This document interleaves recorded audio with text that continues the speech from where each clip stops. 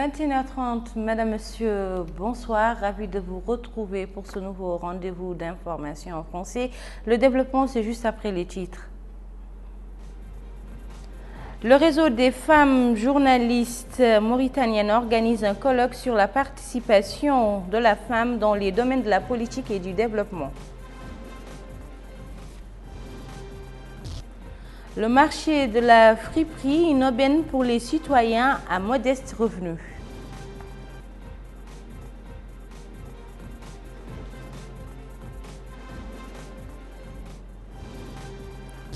La diplomatie russe dénonce les accusations de Washington sur la violation du traité du nucléaire.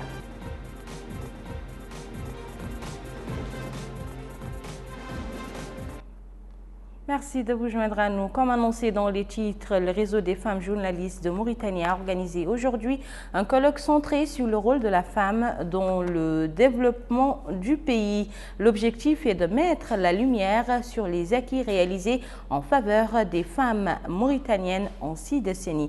Et c'est un compte-rendu de Cherna Chersadou. Cette rencontre, qui s'inscrit dans le cadre de la célébration du 58e anniversaire de l'indépendance nationale, a pour but de jeter la lumière sur les acquis réalisés en faveur des femmes mauritaniennes en 6 décennies. M. Sidi Oulbayad, conseiller chargé de l'information et de la communication au ministère des Affaires sociales, de l'enfance et de la famille, a souligné l'importance de la place qu'occupe la femme. Partant de cela, a-t-il dit, nous ne pouvons qu'être fiers de la volonté de notre régime politique actuel sous la direction du président de la République, son Excellence M. Mohamed Ould Abdelaziz, d'associer la femme mauritanienne au développement du pays, ce qui s'est manifesté, a-t-il précisé, à travers la nomination des femmes à des postes politiques et électifs, mais aussi à travers la mise en place de politiques et de programmes de développement pour les femmes, ce qui a contribué à une présence plus forte des femmes dans de nombreux secteurs vitaux.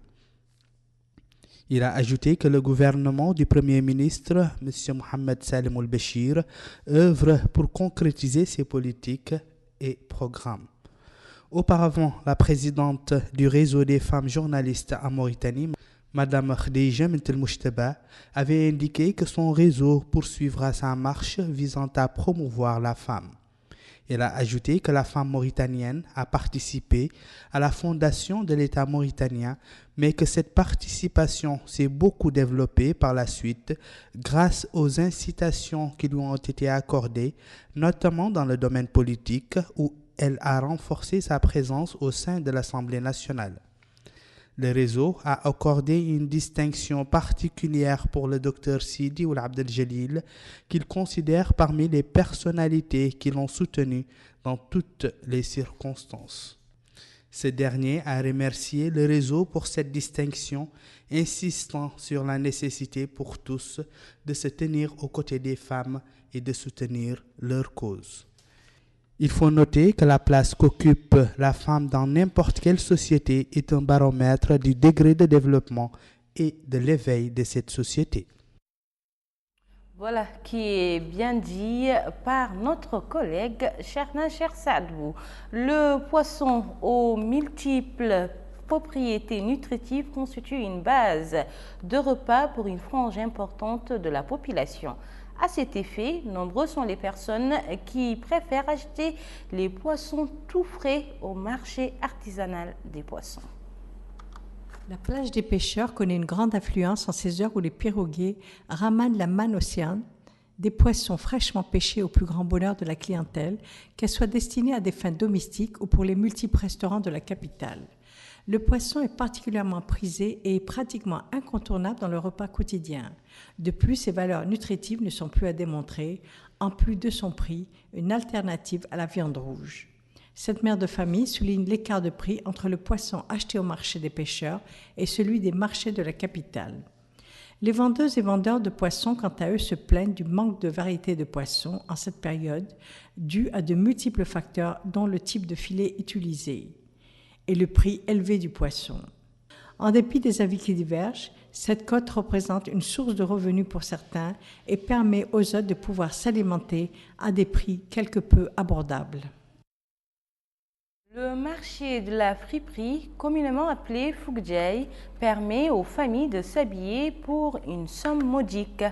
Ces vêtements de seconde main sont achetés par des personnes aux revenus modestes et surtout ceux qui ont des fins de mois difficiles. Et c'est toujours un compte-rendu de Melika Neklish.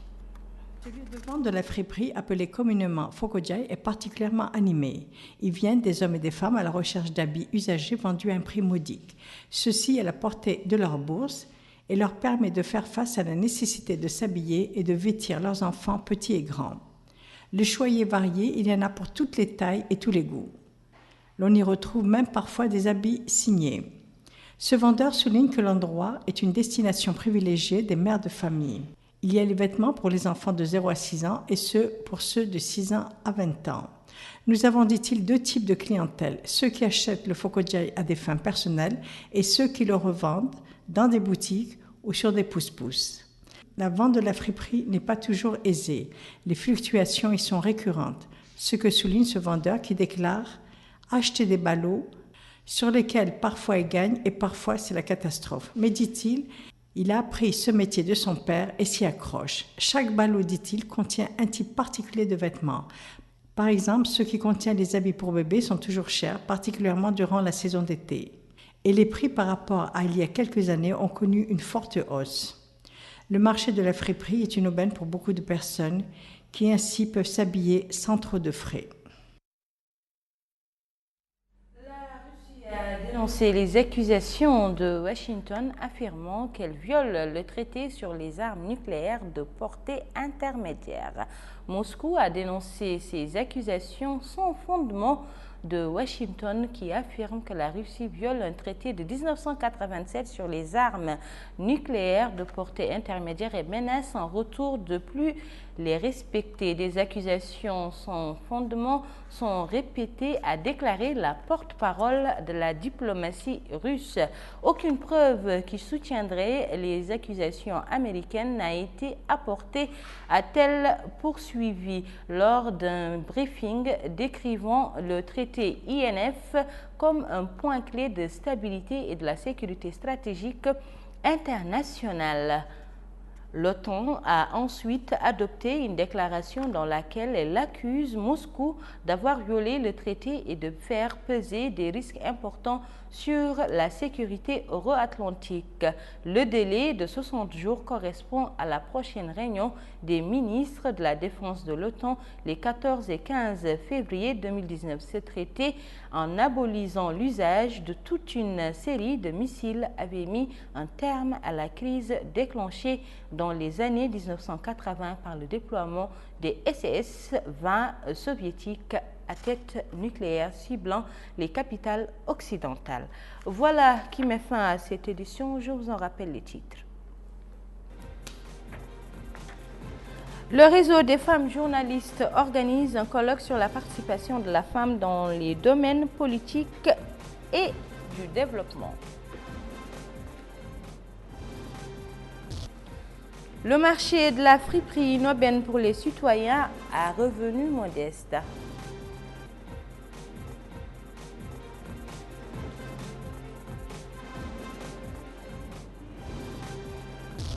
La diplomatie russe dénonce les accusations de Washington sur la violation du traité du nucléaire.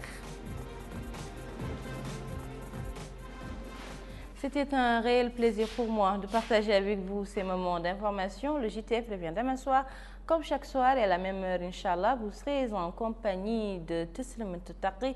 Quant à moi, je vous donne rendez-vous mercredi, Inch'Allah.